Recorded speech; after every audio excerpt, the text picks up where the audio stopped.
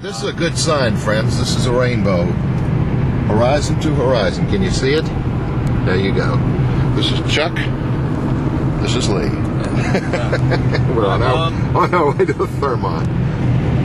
Love a rainbow that goes in front of the mountain. You don't mean to pull off the road? No, not at all. Not at all.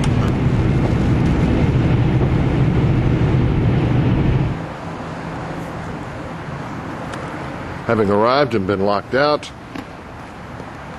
here are the young people, yes. Our young stars.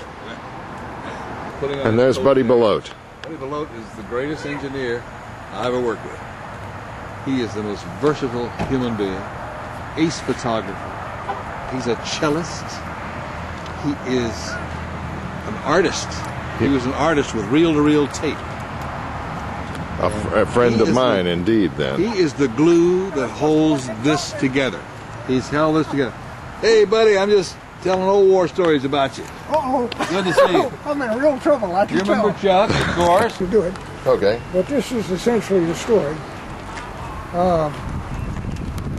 This comes from a man named Frank Green, who was our business manager in our union for many years. He worked at the station for quite a while, and I got to know him really well.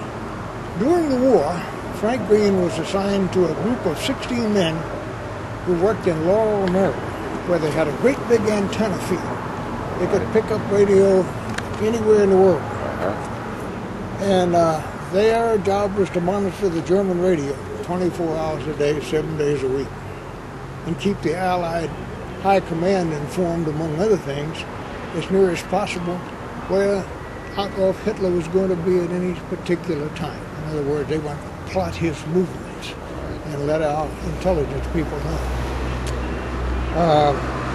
Well, for the first couple of years of the war, from 41 to about 42, maybe getting into 43, they were very accurate. They had been doing a wonderful job of pinpointing where the Fuhrer was. And then in 1943, they began to fail just as frequently as they had previously succeeded. Great mystery to everybody until the end of the war. When we got into Germany, Russia got there first, of course, but when they got there, they didn't know how to do anything. So our Signal Corps people were among the next people that got in. And our Signal Corps people set out to rebuild a telephone company and to reestablish some kind of radio thing.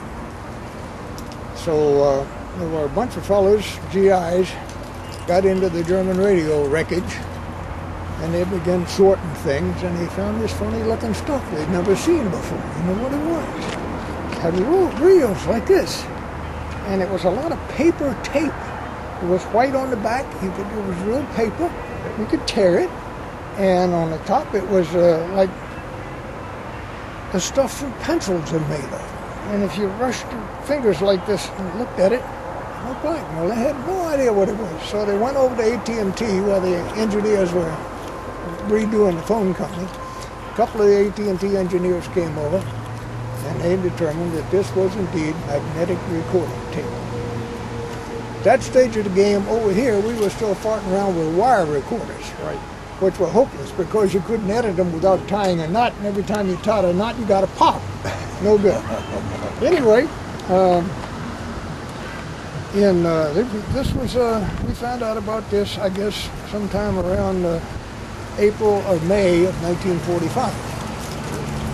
And on January the 19th, I put a piece of this funny looking stuff on the electric radio. Maybe for the first time, there's no way to know.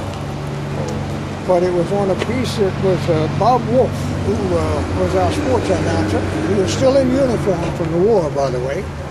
And he went on to become the manager of Madison Square Garden for many years. But he's the man who put the first piece of tape on the air. I'm the guy that pushed the buttons.